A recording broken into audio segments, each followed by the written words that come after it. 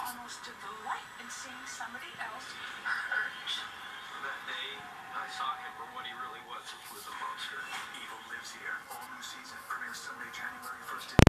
Only on Investigation Discovery. The initial part of the investigation was very simple, talking about a petty theft. Sometimes you find one thing that opens the entire investigation up. There's a mystery that is evolving right before our eyes. I'm in the presence of a very evil person. Is he going to kill her right there on camera?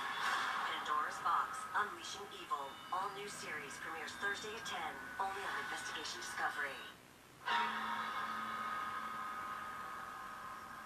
After 2 years, they really don't have anything to tie Alice Crimmins to the killing of her kids, except this anonymous letter to the DA's office.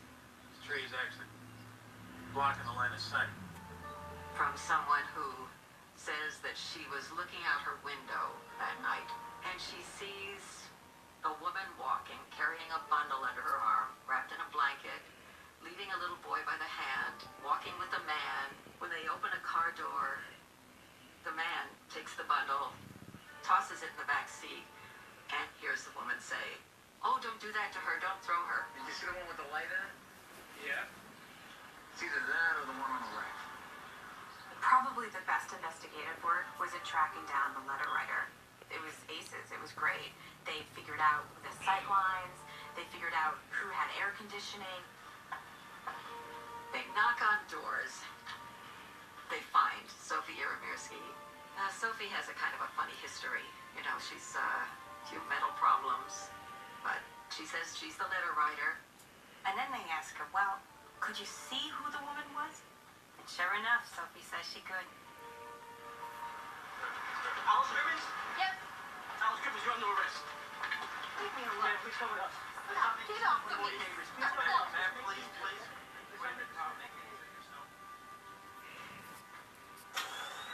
We think that this will be a well-followed trial by the very appearance of the defendant, an attractive woman with a mass of flaming red hair. The first day of her trial, there are huge crowds of spectators and press. As the prosecutors saw it, her motive was to get the children out of the way so that they would not interfere with her dating life. And that Alice killed Missy and in a panic called one of her boyfriend's goons, and that they came and helped take Missy's body and Eddie out of the apartment. The prosecutors bring Sophie Yaremirsky as a witness. She says that she can identify Alice Crimmins as carrying the body of a little child out of her apartment. And that, of course, is a big gasp in this whole packed courtroom. It's got to be specific, or it doesn't help us. Joe Rourke takes the stand. Hey, tell me, did you ever even think about it? Now, Joe had been working with the cops, wearing a wire to try to get something on Alice, but he never could. And he says that Alice Crimmins once broke down in tears and told him, "I'm sorry, Joe, I killed her." At this, Alice Crimmins jumps up and she yells, "Joe, you snake, you liar." I mean, it was an incredible moment in the courtroom. The testimony of the chief medical examiner, Dr. Milton Halpern, turned out to be devastating. His initial finding had been that he could not pinpoint the time of death any closer than between 10 p.m. and 4 a.m. Alice Crimmins said she saw her children alive at midnight. Suddenly, out of the blue, 2 years later in court, the medical examiner reverses that decision. He testified that the children were dead by 9:30 at night. It threw Alice Crimmins' story out the window, so to speak. Don't think for a second that that went over our heads. We lived and breathed this story for 2 years. We knew every detail. And now this. The police had worked on Milton Halpern for quite a long time to get him to refine the time of death and to make it before midnight. And Halpern finally went with that. When I get home, there's another one right across the street. They really got you covered. And you're telling me that after all, the one time Alice said something incriminating was when he wasn't wearing the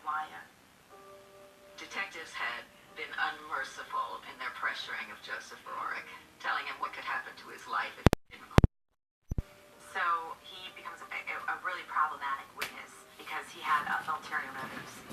And Sophie, well, anyone who lived in Kew Gardens knew you her stories with a grain of salt.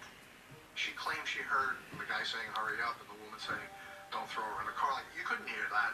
Certainly not from the distance that Sophie was a couple hundred feet from that. And honestly, from where we stood, it looked like the police were so busy making a case against Alice, they didn't even bother looking anywhere else.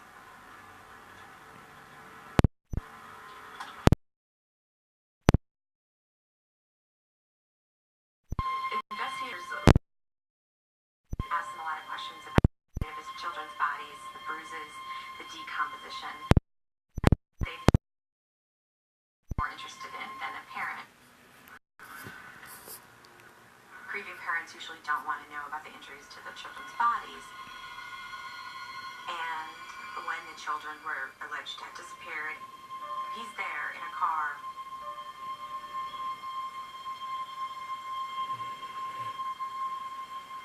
Which is pretty interesting.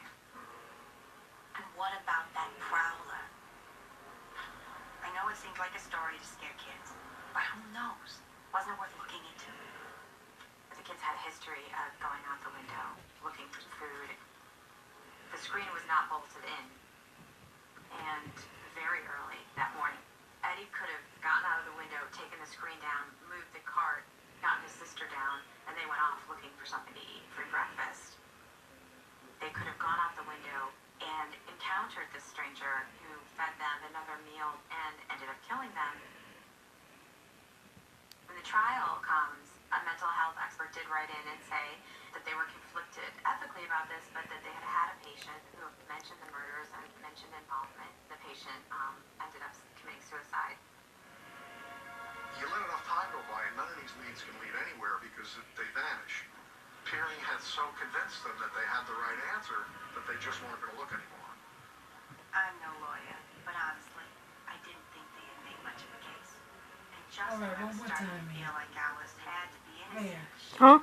One more time. One more time what? What I said.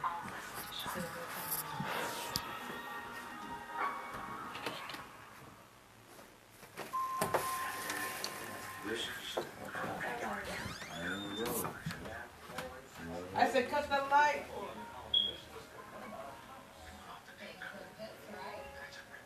Get up, bro. We gotta go down there. Let's pick up. Hold on.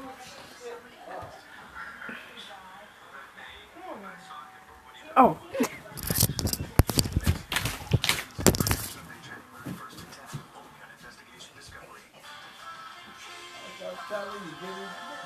We've got some pretty extraordinary fans at Domino's. That's why we created Piece of the Pie Rewards, a rewards program that's anything but ordinary. You can earn a free pizza after just 6 online orders of $10 or more. Some folks will even have a chance to get 10 shares of Domino's stock or $10,000 in store profits. Learn how to get your piece of the pie at Domino's.com. From director Tom Ford, this is Jake Gyllenhaal. Each week is a suspenseful high-flying thriller. Don't anticipate what you did. Well, rated R everywhere this Friday.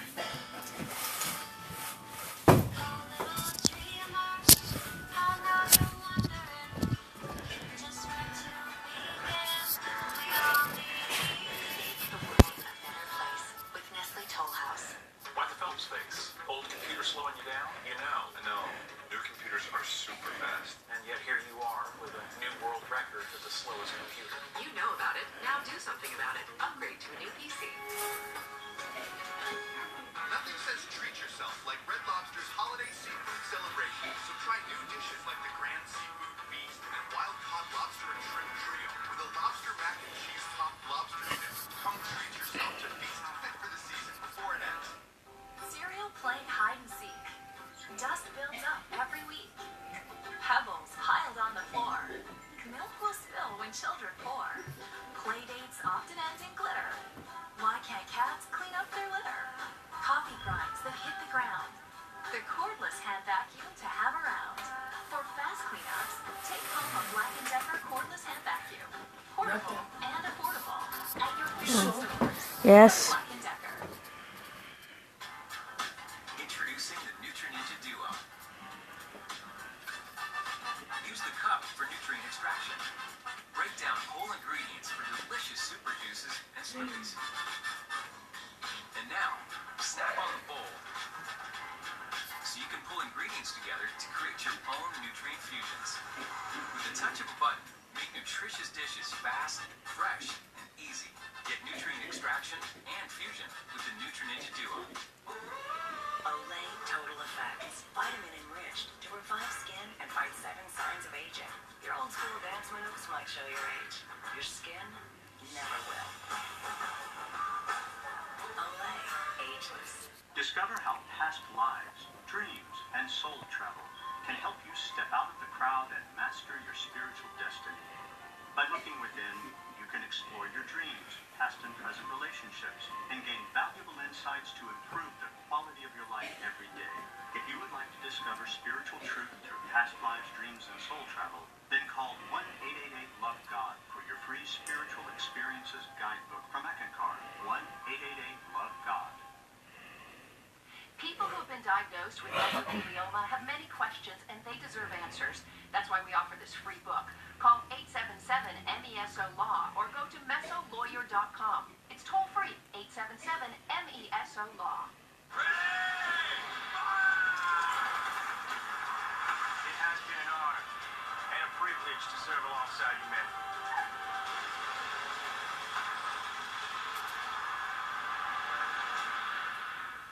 Murder is simple.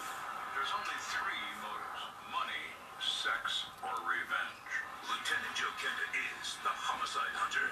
All new, Wednesday at 10, only on Investigation Discovery.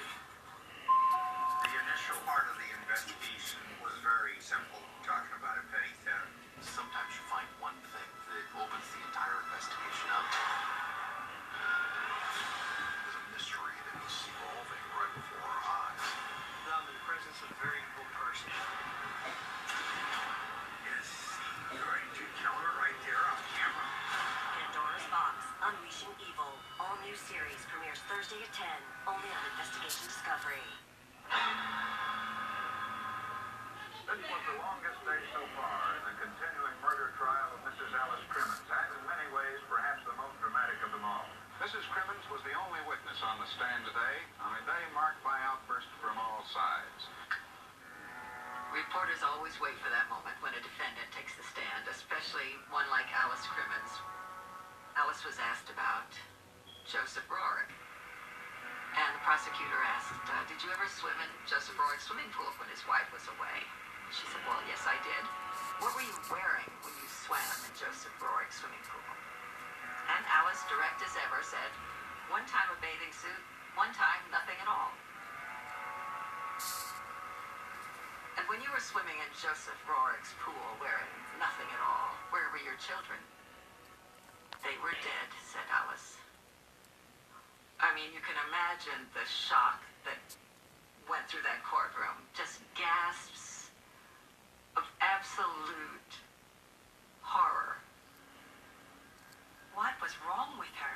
What mother does that with her children still warm in their graves? It horrified people.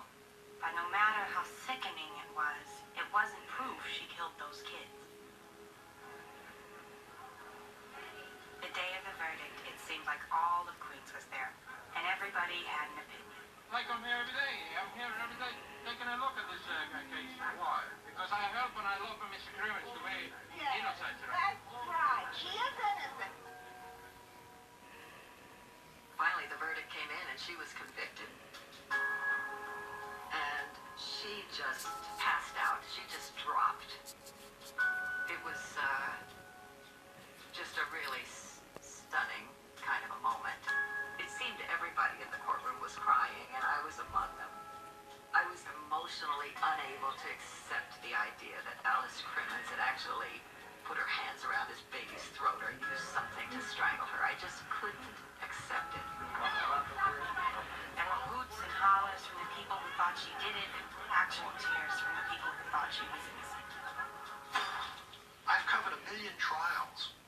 It's inconceivable to me that they could convict somebody on the strength of what they had.